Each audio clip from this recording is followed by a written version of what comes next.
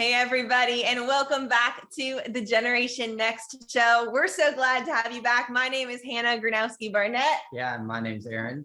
And we're so excited to have you back. If you've been tuning into the show every week, you know this is a conversation on the future of the church. Really, we're having these open, honest dialogues about some of the reasons why the next generation seems to be leaving the church, what the future of the church could be like, and how we as leaders of the church can create a space where the next generation feels seen and known and welcomed. And so if you're a pastor or a youth leader, or maybe you're just somebody that happened to wander on here sometime, we're so glad you're here. We believe that your voice in this conversation really matters. So feel free to drop who you are and where you're from in the chat. Also, throughout this conversation, if you have any questions, feel free to drop them in the chat as well, and we will do our best to answer them.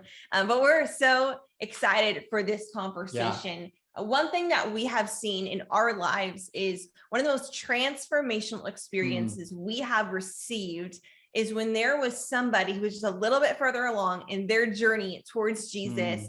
And they intentionally created space in their life to invest in us, to bring us with them, to pour into us, to see greatness in us and call it out. And also mutually, at least I know for us, one of the most transformational things has also been getting to do that for those coming after us. And I think sometimes in these conversations about the next generation, we can get so focused on the masses, right? Like the many people who are walking away, who are leaving, that we can forget about the transformation that matters in the one, in the individual who we are intentionally investing into. And so we thought there would be nobody better to bring on for this conversation about investing in shepherding the next generation than our friends, our people, Grant and Cheyanne Skeldon. So friends, welcome to the Generation Next show. Thanks so much, friends. So good to be on here with you guys. It's truly such an honor to get to speak to this audience and just to be invited into what feels like a really important and very exciting conversation. So thank you guys for all the work that's gone into this. 100%. We're so excited. We would love for our people watching, even though I'm sure they know a little bit about who you are, just share a little bit about what your technical roles are, but then maybe, you know, why you are so passionate about this conversation on shepherding the next generation. Cheyanne, do you want to start us off?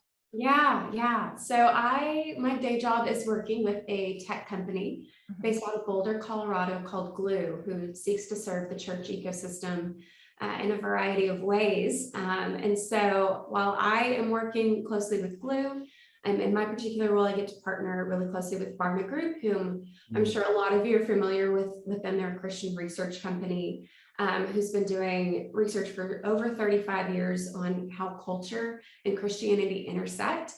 Just trying to give insights into the culture and where we are in current times so that church leaders, ministry leaders, volunteers, parents know how to engage the culture from a little bit more of a strategic or just insightful standpoint. And so that's kind of what I get to be a part of in my day-to-day. And then nights and weekends are reserved to leading with my hubby here in the ways that we kind of shepherd the next generation. And I know that's what we're getting into today. So we'll dive a little bit more into that and untether that throughout our conversation. Great. Let's go. Yeah, and so for myself, I work for Q Ideas. We're based out of here in Nashville. Me and Cheyanne originally are from the Dallas area, but yeah, Q, if you're not familiar with it, stands for questions, been around for about 16 years and really tries to help Christians navigate faith and culture. Of course, right now, there's so many things going on in culture and not just things that are kind of important. They seem to be things that are even dividing our nation and creating a lot of tension, a lot of stress. Even a lot of pastors these days almost want to throw in the towel because how many different landmines there are. And so, yeah, Q tries to equip Christians to engage culture in a thoughtful, biblical, winsome way, instead of just ignoring it, but hoping it gets better, but engaging in it and creating redemptive narratives instead. And so within that, though, we also try to find Christians in culture who are in the 7 channels is kind of the language we use. So Christians in the business world, the nonprofit space, arts and entertainment, government, and how can we fan into flame the work that God's doing in these different Christian leaders. And when I got brought in about a year and a half ago, we kind of started focusing on the next gen efforts. And so, of course, been a privilege for us all to kind of create a small family of young Christian leaders that are pastors, but mostly many of them are non-vocational Christian leaders. So they're actors, actresses, nonprofit leaders, professional or Olympic athletes, authors, musicians, online influencers, chefs. I don't know. It's like a lot of random Christians that are just doing really cool things. Any older person that gets to see it usually is really encouraged to know that though there are less Christians maybe in the next generation, which is statistically true. I will say, I think all of us have seen there might be less, but there's way more passion within each young person who decides to follow Christ. It's less opportunity to just kind of be a casual Christian. And it's really almost waking up a new spirit within the next generation. Come on. That's so true. Yeah, it's so great. We're so glad you're here. This is going to be so good. This is so fun. And the fun thing for those watching, I mean, we're all actually friends, us four. We are so honored. We get to do a lot of life with Grant and Cheyanne, and we love it a lot. So this is like, hey, welcome to one of our conversations that we have about how to reach the next generation. Yeah, this is so great. Right. Conversations. We just have a camera this time. So that's right. Exactly. What's really cool is we have been able to do a little bit of life with you all. I remember specifically being at your wedding and just people talking about both of y'all. And in that moment, it was just really cool of the narrative that has grown and even spun even in the larger context and bigger circles of that. You guys are like galvanizers of leaders. You also shepherd a ton of leaders. You bring a lot of oversight when it comes down to the next generation. Which is just so inspiring to see what you guys have built and what you guys are doing. It's so cool. Love that we get to be proximate with y'all. But I would love to unpack with both y'all, where did that heart kind of start to really be people that are galvanizers around mission and shepherding people in that way? Yeah, I mean, I would say a lot of it just came out of personal, well, not even conviction, it would be more personal desire.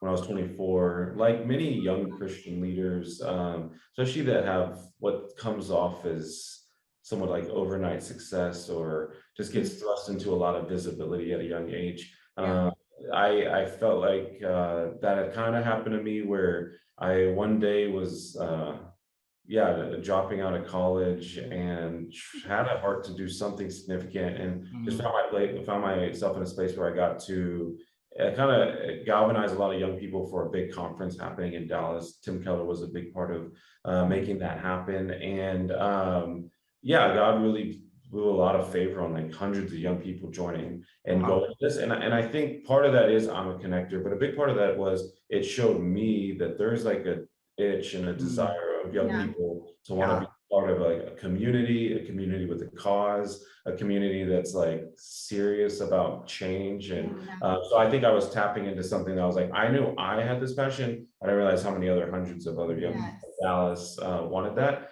And with that, 2 days before, I got invited to speak on a panel on the next generation. And it's always kind of funny to me because I wasn't on the pamphlet or in the booklet, and it was called a millennial panel because back then that was like the conversation, and there was no millennials on the millennial panel, just people that cared about millennials, maybe were parents to millennials, no millennials, and so I always felt like that'd be like doing a panel on reaching racially diverse communities with no racially diverse people. But so I think they're like, whoa, we should put a young person on the young person panel. Light bulb. Yeah, I was 24 and I did it. And long story short, God really moved and spoke through me. And that was like one of the biggest, I know wasn't me, because I was going to go in and really try to convict people and say, you guys are all talking trash on next gen, but what about this and this? And like I felt like I needed to defend young people, and God really convicted me where I like felt it in my stomach. Do not go up there and do that. Even if you're right on every one of those points, don't do that. Like I felt it's like hole in my stomach. Like that's you make a point, you won't make a difference was really the thinking. And so I went in as humble as possible and just said, hey, the best young people I know were mentored by older people that really love the next generation. If we could just get more to that posture where young people honor the older generation, or that's so great. the next generation. And really two things happened is one, I started, I got probably like, I remember it was about 16 speaking invites in the next like 3 weeks. It was like, that was the launch of speaking on the next generation. Because a lot of people ask, how do you start speaking about young people? It's like you guys know, and many people that listen, a lot of your best ideas are things that you stumble into and then realize, wow, God's doing something here. Let me fan that flame. It's not strategic until after you see God moving. So that's where that happened. But what happened is I started speaking all over, traveling a lot, kind of being the young person in a lot of rooms. And I just felt like kind of lonely. I started hearing that line, leadership is lonely. And I felt it. I was like, man, I guess this is just a lot of leadership is you have to be lonely. And I even felt like older generations just kind of, that I guess the people I was speaking to just kind of said, yeah, that's just the way it is. And I just had it in me, like, I really want to fight that as much as possible. And maybe I'll fail, but I want to fight trying to build friendships with others. Because if I'm lonely in leadership, there's other people that are lonely. We should like connect around that loneliness and leadership, and then we won't be lonely. It's pretty easy math. And so luckily that was true. When we started doing retreats, we started seeing such a relief for these young leaders. Are like, man, there are others out there that are like me. There are other young leaders that get it, and there's this space where you can take your cape off. You don't have to be on. You're not the youngest in the room. There's a whole bunch of others that may be in different lanes and even going at different paces, but we're all like serious about the Lord. We're doing some really unique things. We have these stories that thrust us into visibility and leadership and responsibility at a young age. And now it's about 8 years later. And some of those people at the original retreat, which was 12 guys, I'd say eight of them are really, really close friends to this day. And I would definitely say, I'd almost wish I could see who would I have been if I didn't have those 8 guys still in my life today, because some of them are like some of my closest friends, but I think frequently I'm around many of them. So we're really dedicated to making that experience in those kind of 8 years, and who knows what's going to happen in 20, 30, 40 years, for that to happen for hundreds and hundreds and maybe even thousands of young Christian leaders across the nation. It's such go ahead, Aaron. No, go. I would love to hear your perspective too, Cheyanne. I was just going to say that was such a good question, and I appreciate kind of the personal insight. That word galvanizing just really stood out to me, and I feel like Grant did a great job at kind of sharing how almost like experiences that you have throughout life prepare you for that. That has definitely been true in my own life, and I think it's interesting how God has kind of uniquely equipped both Grant and I in similar but different ways. To almost be galvanizers. We're both the oldest of 3. So he's the oldest of 3 boys. I'm the oldest of 3 girls. Being firstborns, there was a little bit of this like, okay, I am the leader of my little pack, you know. And me and my sisters, we have our own little nickname for us as sisters.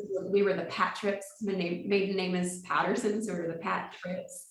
And just, I think those experiences, even growing up as the oldest, being the first one to kind of forge a path, being the first one to kind of explore things, you do begin to internalize that a little bit. And so I think it's unique how even from the very beginning, the Lord knew what he had for Grant and I, and even in something as specific as birth order, I think he was preparing in our hearts and in our experiences through that from day one. And I think that just speaks to the Lord's sovereignty and how he really has worked all of this out. It takes a lot of the pressure off of us, as leaders and as people who are just trying to be faithful to the things that the Lord has put before us each day. So I think from day one, in our own kind of family units, like there was a little bit of like this, I want to be the one who says for the people coming behind me. And I want to be the one who's constantly thinking about that. And being a uniter, being a natural leader, and not showing up through different strengths and different moments in different seasons. In my own journey, there were multiple true God-send people who poured into me, who saw something in me that I hadn't seen in myself yet, who called things out. It was teachers throughout school, into college. It was mentors. There was a woman who really poured into me during my 4 years in college. There were a couple of them, in fact, spiritual mamas, who both poured into me from a spiritual component as well as a really practical one. So they were the ones who kind of taught me, like, this is how you do all the adulting things that like no one actually do, that we wish we had classes on, but we don't. And then there were also, there was a leadership group that I got invited into, end of high school into college, where a man who became kind of like my second dad, his name was Mark Healy, and he's since passed, but the impact that he made on my life and the lives of others really inspired me to want to do the same. And so I think that's part of the beautiful legacy, as well as the way that God kind of crafts each of our unique stories from the beginning through some of those, like, you don't even know what I'm preparing you for. This is going to be a piece of that puzzle that you carry with you into your calling, as well as those people that he puts in our lives that do become like family, that give us really important experiences and these moments of like, I want to be like that. I want to do for others what you've done for me. I want to call out the best in other people. I want to ask intentional questions. I want to figure out how to create spaces for, as Grant was talking about, things that we all have these heart longings for, but it doesn't seem like anyone else is necessarily approaching us the same way that I desire. And so I would just add that onto the end of Grant's. Interesting to just acknowledge the Lord's hand in how he's kind of uniquely through our stories equipped us, and then the people who have poured into us, and the situations where we've seen maybe something missing and realizing, oh, the Lord's actually been equipping me to step into this and to fill this space, to fill the hole, in a really beautiful way. So I will ask y'all if I can. I feel like, I mean, of course, you guys are some of the OGs in this community, and I think that, I'd love to know, it probably may be different for each of you guys, like everyone gets something different out of these like shepherded communities of young Christian leaders. Some people, it's like, man, I got a word spoken over me from this person at the right time. It impacted me. Some people, it's like, I literally found my best friend, or a roommate, even, like we've seen a lot of people, or a husband or wife, like we like find their friends, their spouses, their roommates. Some of us are like, I'm gonna move to your city, like I want to be around where you're going, or I want to come work with you and work for your organization and help expand what you're doing. We've seen collaborations and partnerships, but I mean, there's a whole bunch of different things that only God could kind of like make up. Even yesterday, actually this morning, Carrie Boren-Headington is a great evangelist. Her and Luis Palau helped Abby Raymond, and Carrie texted us right before this and said, hey, Abby's speaking at this FCA conference in Dallas, and I know that mentor kind of connected with Abby, who's this like 18-year-old Olympic weightlifter, and she's getting to like share more and share the gospel now through her giftings. And so everyone gets something different out of it. For you guys, what would you say like it's meant the most for y'all, as you've been like so many, maybe some of them, you got to be at the top of the food chain of like people that have come to so many different of our gatherings. I mean, I'm so grateful for them. It's so special. Cheyanne and I were roommates in the very first gathering, and it's just so beautiful. I mean, you were a bridesmaid in my wedding, like that of itself was such a beautiful gift. But I think, when you first messaged me, Grant, and for those watching, this is how the next generation communicates. We message on social media. Like, we're not getting email blasts about conferences. Like, we're just going right to Instagram. So I remember getting the Instagram message from you, Grant, inviting me to one of the first female retreats I think that you all had done. And I must have been 23, 24 at the time. And I was at this point where, my leadership was continuing to expand. I was getting a little bit more of like a national platform. And I was always the youngest in the room. I was always the person that they were bringing in to be the next generation perspective, whether it was, local nonprofits or businesses or churches or radio shows. or even then starting to be some national conferences, I was the young person. And although exactly what you're saying, Grant, is although that was exciting and fun, there was a piece of me that was really feeling that tension of where are the people, especially for me, where are the women who are running as fast after their calling as I am? And, you know, giving me a different perspective to not compare myself to where other women my age were at, but to surround myself with women who would actually call me higher and challenge me to go faster and harder after my calling. And so I think the relationships, for sure. I mean, if we look at our closest friends that don't live in Chicago, they're all over, right? And we have our little Chicago community, but in many ways, the people that we know are running after their cities just as hard as we're running after our cities. They're doing it in cities all over. And so it feels like we have this army around us, like you said, Grant, you know, of just people that we could call up, that we can say, hey, I'm struggling with this, or I don't know what to do about this. We were just on a call yesterday with one of the mentors that we met through these gatherings, Jim Shepherd, and he was just pouring into us and encouraging us and helping make connections to other people. And that's just, that's normal. You were on a call with 3 friends who you met through this community in this last week, right? So it's like, this has just become our support system in a really beautiful way. I think for me, a marked moment that I had, so I got to go to one of your events with Q down in Nashville. And I was just at an interesting season of my life at that point. I was just feeling like, you know, in a room full of ministry leaders, and here I am, a guy doing sales at the time. And internally, I was feeling like, man, I don't really feel like I have a place here. I feel like I don't really know if I belong here. And what was really cool is just Grant and Cheyanne are doing some really cool things with fostering community around, like Grant said, is like some people grow through really lonely seasons and difficult seasons and hard seasons. And and the national event like really marked me with when I was going through doubt and just feeling like maybe I don't belong here. A leader came over to me and I was like, man, he's like, hey, how are you? How you doing? And I was like, man, I could have easily said like, this is so cool. This is so amazing. This is awesome. What's going on here? Or, you know, I could take the vulnerable route and say, man, honestly, I just feel like I'm dealing with doubt. And he spoke into my life and he's like, that's crazy. Cause I felt like the Lord came over, told me to come over to you and tell you like, hey, you're not forgotten.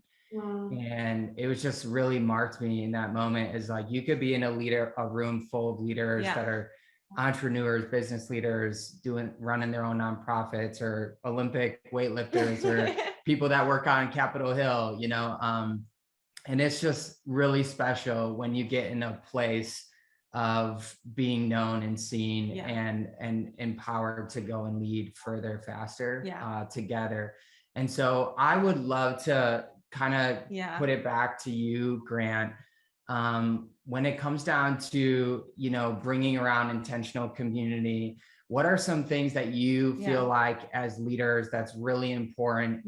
Cheyanne, I would love to have you talk about this too. What are some things that are really important when it comes down to galvanizing people together? What do you guys like look for? What do you feel like is really key that maybe senior leaders should pay attention to when it comes down to the next generation and their heartbeat for you know, being kingdom minded and entrepreneurs? And would love to hear your thoughts about that. How do you create a community like the one that we just described you all have created?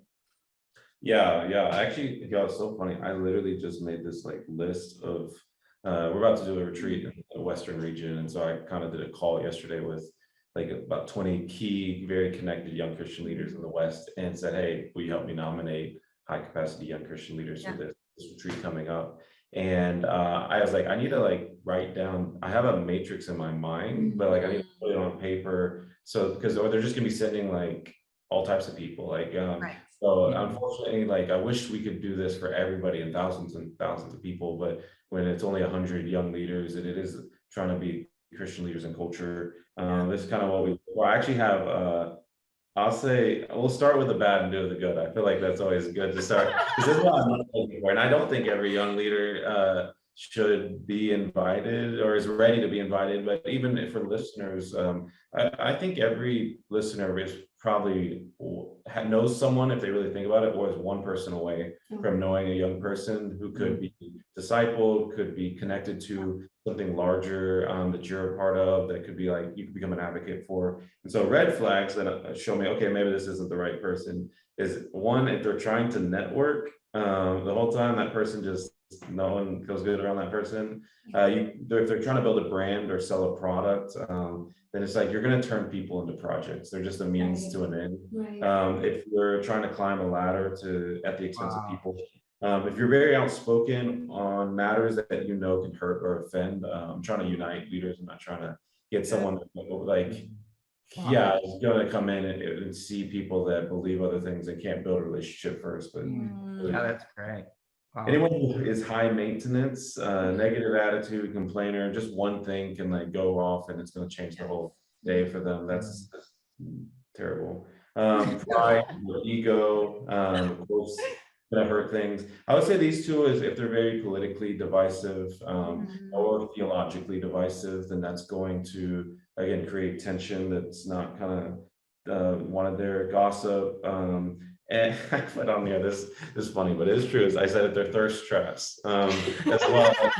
Like, you know, some of these, they might be Christian, they got a verse in their bio, they're very influential, but I'm like, yo, all their pictures are, I don't know, I feel like they cause anyone to stumble, male or female. That's a great way to put it.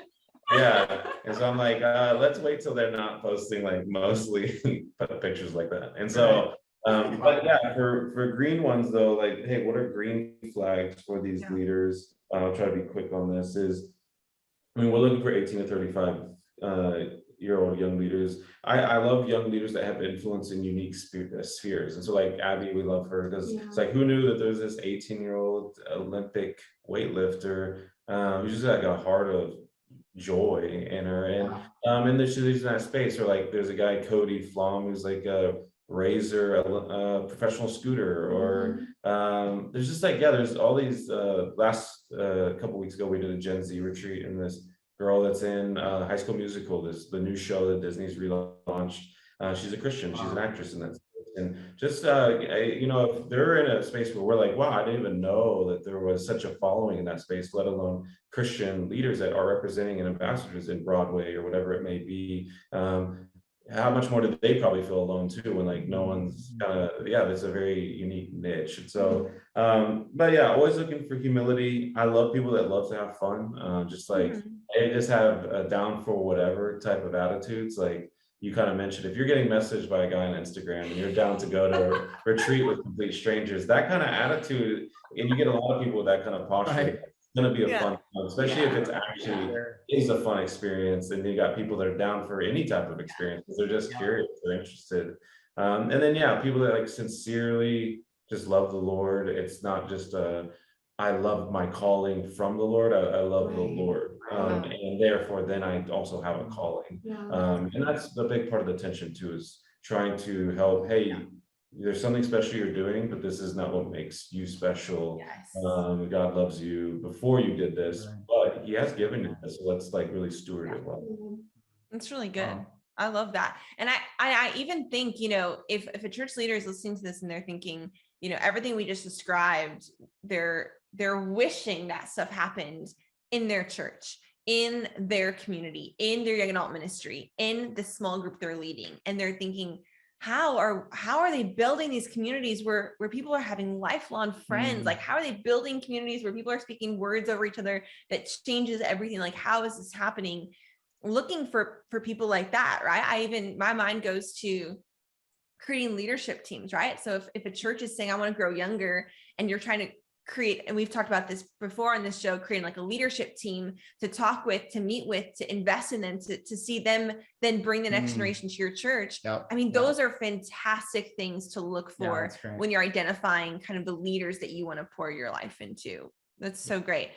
Shai, you're so good at, once the people are there, especially, you are the best of the best at caring for their hearts, about seeing who they are, and also casting vision for where they could go. And I know it's been a personal journey for you too, as you've gone through your own process of growing and healing in such a beautiful way. Like you take your leadership so seriously, and then you call other people to do that too. So for those watching that are saying, okay, I think I want to do this. I want to start gathering some people in my community. I want to look for those that Grant just described. I want to build a team like this, a community like this right in my own area. And then they have them.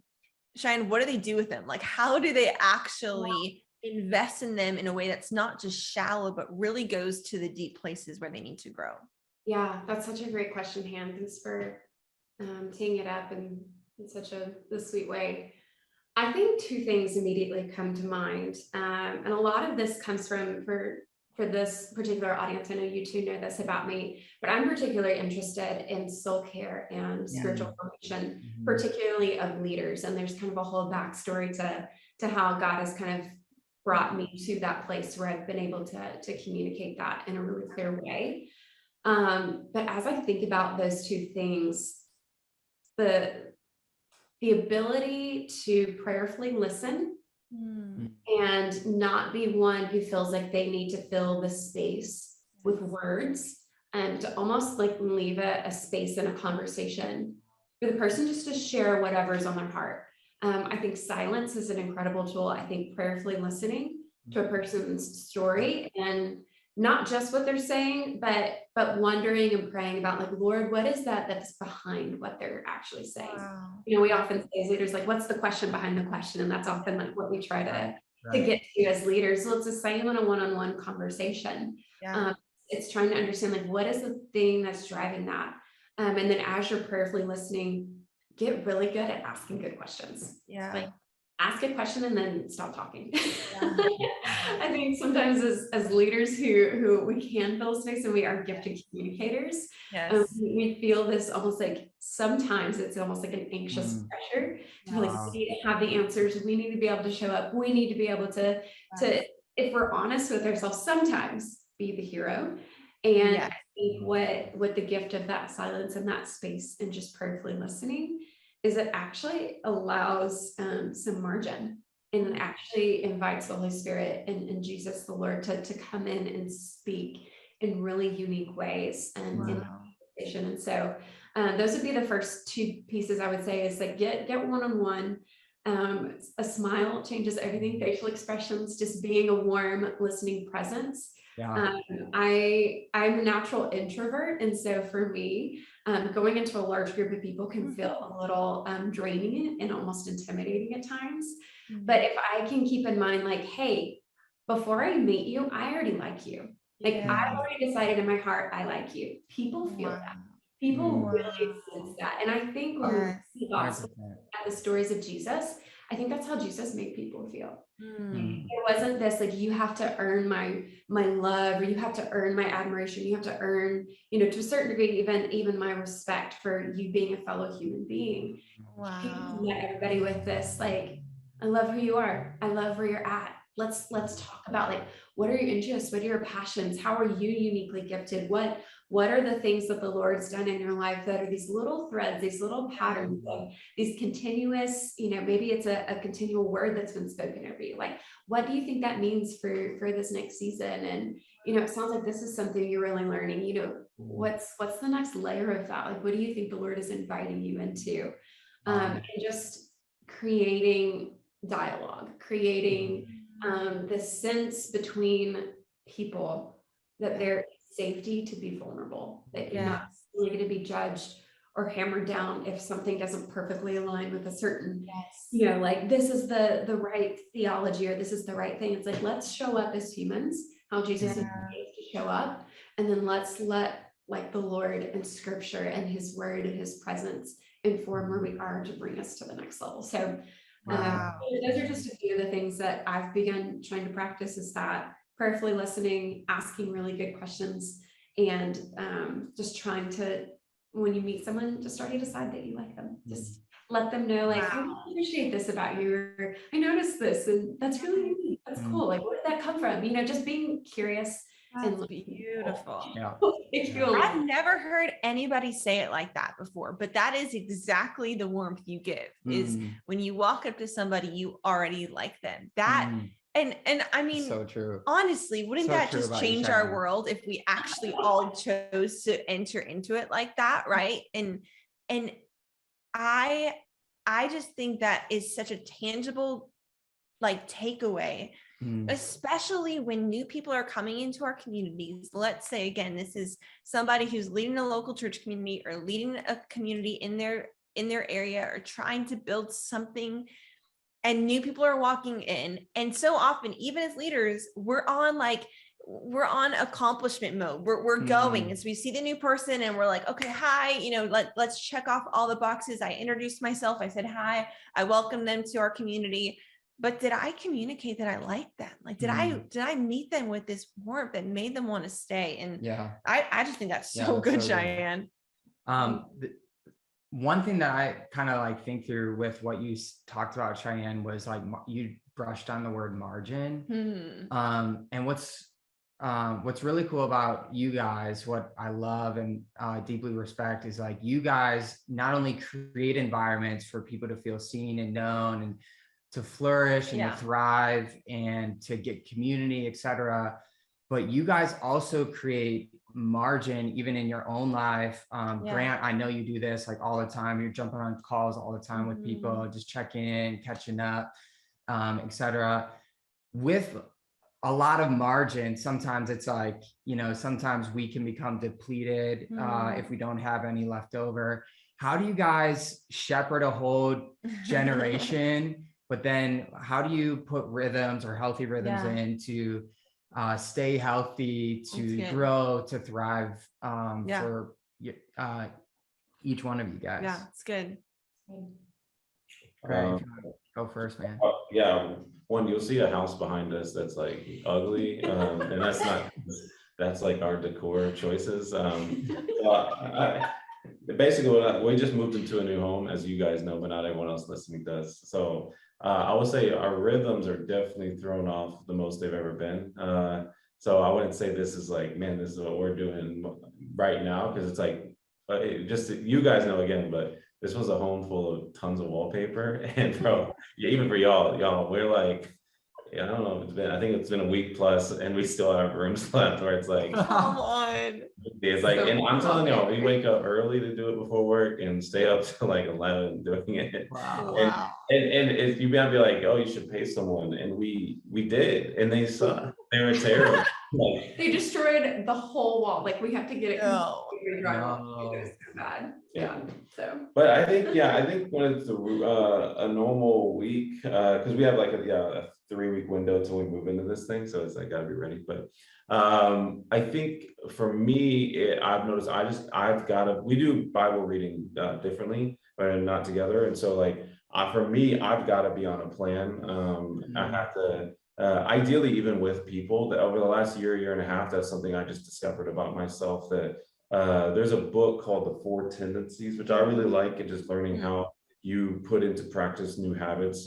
It talks about how some people are upholders, which I would say Cheyanne is, and that some people can decide they are going to do something or not do something, and just do that or not do it. For example, like, I'm not going to eat sugar for the next 3 months and just see what happens. Some people, like me, I would maybe decide to do that, but that would be ideal if I did it with people. They were like, all 4 of us, we commit to it. For real, I'm gonna hold you accountable. Like, that's way better, probably for everyone, but there are people that can just uphold, and that is a smaller percent, but I'm more of an obliger. And when I saw that, there are 2 others, but I'll let you read the book or listen to podcasts about it. But when I saw that, I was like, I'm gonna build a community around reading the Bible then, because I started realizing that prayer, which is just so important, not just to see God move, but especially to create more intimacy with God. There's a deeper connection I think you have with God when you pray regularly. You know him, you can hear his voice, you know who you are more. I think it was Leonard Raven who has a quote where he said, no man who is intimate with God will be intimidated by the world. And I think those intimate times come through prayer, and then that impacts who you are the rest of the week. And so I think prayer is big. I think being in the word is big. But those 2 things are things that no one really checks on too much. We all assume and hope, especially if you're a Christian leader, that it's happening, but we don't really even equip practically on hey, what does that look like to pray for you? Because be different for different people. Like I really do pray, like I feel like maybe not without ceasing in the sense that there is never a gap, but I really pray, I feel like 50 times throughout a day, because it's a lot of little moments that it just comes very natural to pray. Yeah. And there's others that maybe that's not the way that they would pray. And I know a guy who I highly respect named Dimas Salivarios, and he prays like the 5 a.m. Like 5 a.m. I'm gonna pray for 2 hours to start a day. There's times when I would think that's the way you should pray, or that's the most holy way. I will say it's one of the most sacrificial ways, at least. But I said, how do you pray? Like when, because I'd eventually run out of things to pray for. And he said, well, I go on prayer walks. So it's like I'm walking around my city. And one, you're not gonna fall asleep because you're walking, but two, you just, things get triggered of what you want to pray for, and you start making prayer lists. And anyway, for me, it has been, I have a list of people that I'm like wanting to check in on, and that I'm wanting to pray for. And I have what is it? And then I have more of a Bible study plan, 1 chapter a day. She's more of a go through the Bible in a year, so that's like 4 or 5 chapters a day. I'll let her share on that, but I can't. I want to go deeper into a shorter amount, but I haven't finished the Bible in a year, so there's just again different methods for different people. Yeah, That's good. What does that look like for you, Shay? Yeah, such a great question around margin, because you have to be intentional about it. Yeah. There's nothing in our culture today that naturally gives you margin. And so let's just call a spade and say, like, if you want margin in your life, you're going to be the one who has to fight for it. For those of us like myself who are highly structured and we like that, I will literally put a block sometimes in my calendar. Even for work, it's just margin, where that is almost my time for deep thinking. I put a busy block on my calendar so that no one schedules over it. And I will literally sometimes just go to the whiteboard and even, prayerfully, like, Lord, this is what strategy, like, what is the next thing? Like, what am I missing? And so just both in our work and in our personal life, creating structure around where is the margin. And I would actually encourage someone who's like wanting to do more of that, take an inventory, like look over the last, 1, 3, 4, 5, 8 weeks and say, like, where have my like moments of margin happened? Where am I needing that more? Do I need it more in my personal life? And usually the indicators of that are like, hey, my relationships feel tense, or like I've not checked in with my best friend in over a month, or some of those like really telltale signs of, okay, I think I need a little bit more margin. Maybe in my personal life, maybe it's you inwardly just feel exhausted, which I think we can all raise our hand and say, like, I'm feeling a little bit like that in our own season. Grant and I are both reading John Eldredge's book, Resilient, right now. And it's been such a gift because he talks so much about how in this moment in time that the Lord has placed us coming out of COVID after 2, 3, 4, seemingly years of being isolated and stressed to the max and coming in with trauma, we're all exhausted. And I think sometimes we are far harder on ourselves than the Lord is. There's a verse in Psalms that says, the Lord remembers that we are dust. We are created in his image, but he remembers that we are dust. So I think sometimes we are way harder on ourselves, and we have sometimes higher expectations of ourselves than the Lord does. And so I think just taking a moment to receive that grace and then say, okay, Lord, where in my life do I need margin so that I can be more like you? Not just in the things that my hands are doing, but in the way that my heart is grounded and postured, that I can be, John Mark Comer talks so much about this, being a non-anxious presence. Yes. This world right now is such a mark of Jesus. It is a mark of I'm living my life differently, and creates an innate curiosity. And someone else who they themselves are not experiencing that. So I think margin is one of those ingredients that comes into being a non-anxious presence. Annie F. Downs, who hosts a podcast and is just an incredible human and Jesus follower in her own rights.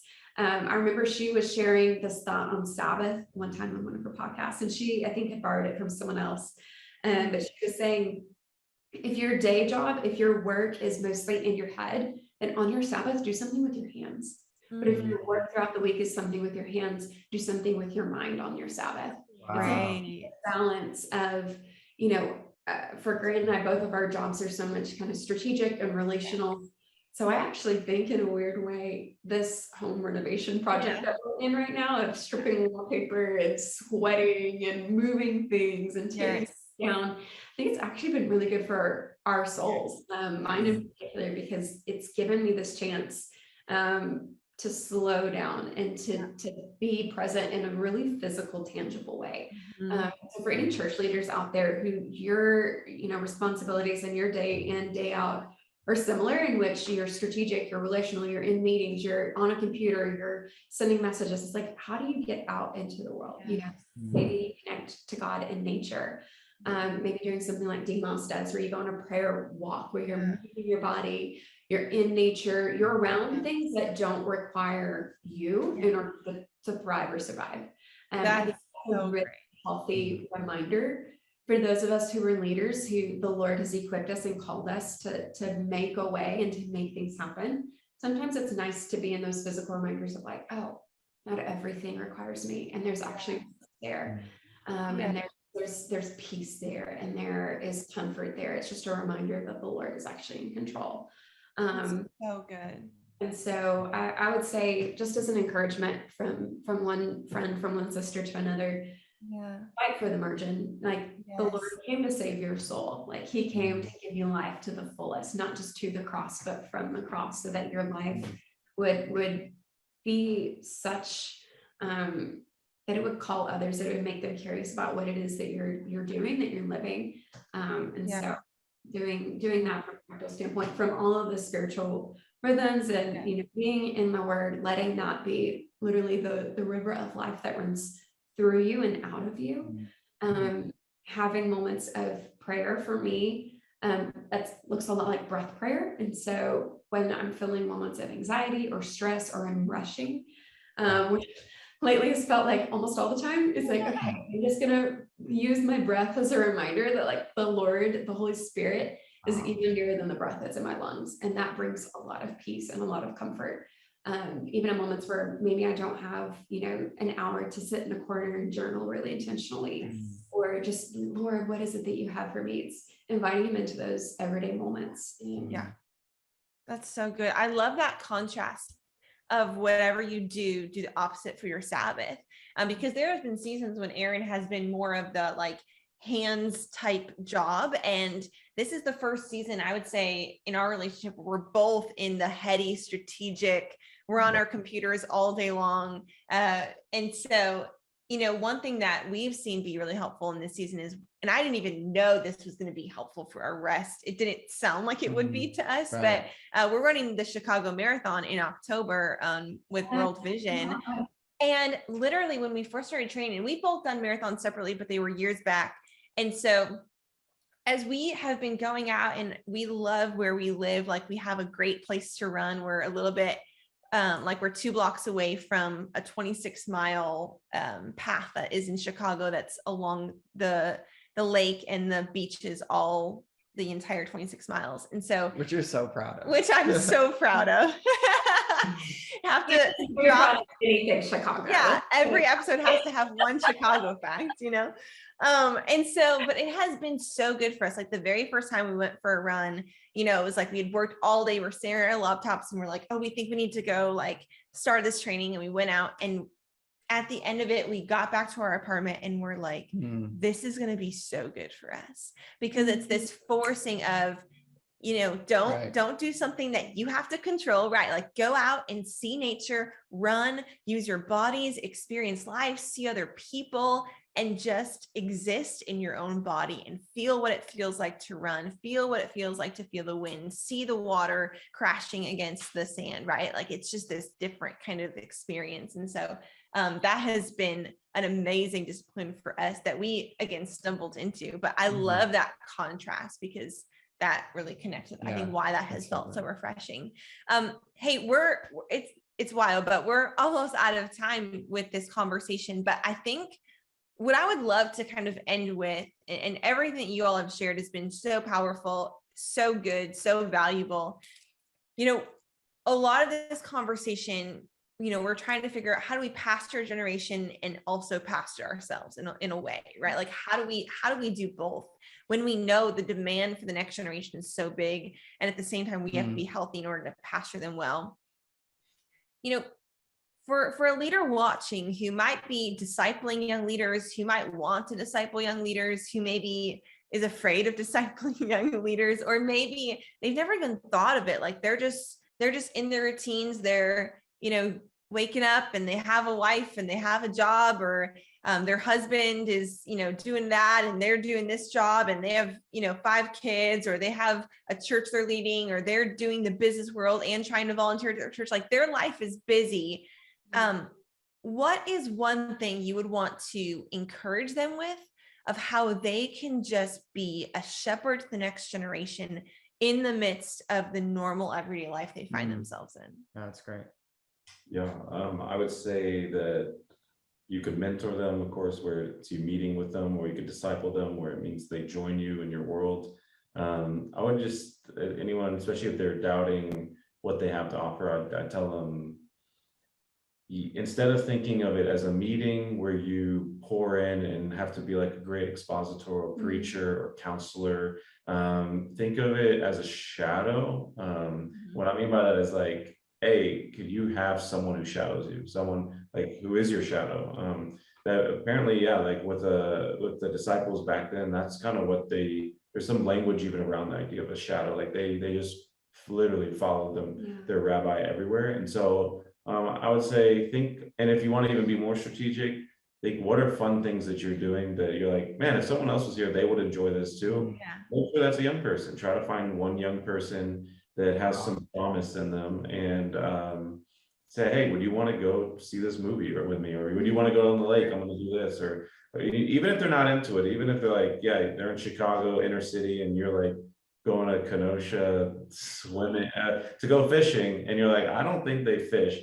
I think you might be surprised how many young people are willing to try new things just because, like, oh, we asked him, I've never tried that. Sure, let's go hunting, I guess, or let's go hiking, or let's go do something.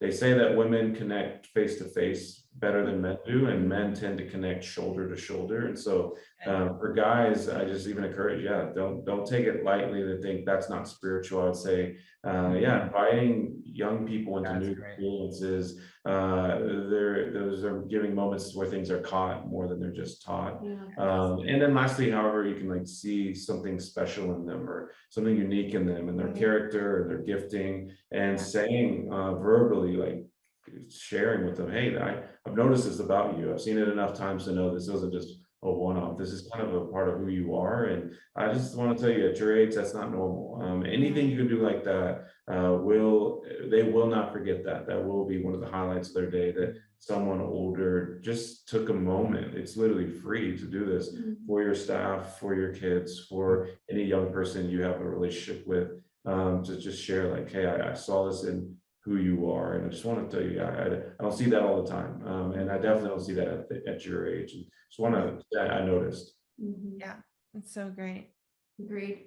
And I would say too, it's funny with the home renovation and things being an utter mess. We had a friend who came by the other day, and I felt a little like, oh, they're going to come in and like see our mess and see it. But I actually think that's a beautiful analogy for discipleship, is sometimes we want people to see and engage with the finished product, quote unquote. We want them to be invited into the parts of our lives where we feel like we've got it figured out. And so then that's always a fantastic place to start. But I actually think there can be more learning, to borrow from Grant's, what he shared at the story of like side by side. It's like, it's okay to learn things together too. It's okay to not have to have all the answers, to not be the expert, to be the one who's trying to figure things out, and to invite people into that with you. Hearing that practically with a young woman in her early 20s, and she came to me with a bunch of questions as we were going on a walk together. And she asked me a question about, this particular spiritual practice and what I knew about it, what my experience was. And I was just honest. I said, that's such a great question.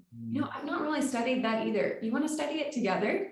Yeah. And so together, let's do it together. And I think sometimes that for me feels just as life-giving as the person that I am quote unquote pouring into. And so we actually get to learn and be on this journey together, that I don't have to be the one who's arrived in everything, who has all the answers, who's had it figured out. Like, let go of the sexy, like let go of the everything needs to kind of be in place or moving in the right direction, like invite people into the mess. And so I do think that that's where, one, we connect a little bit deeper, because as my own individual, I know I'm not perfect. So if I perceive you as someone who's perfect, it's really hard for me to connect with that, because I know I'm not. But in those moments, I'm like, oh, this isn't finished yet, or this is undone, or this is messy, or, you know, I actually saw you mess up. Like, I actually feel like I can connect with that.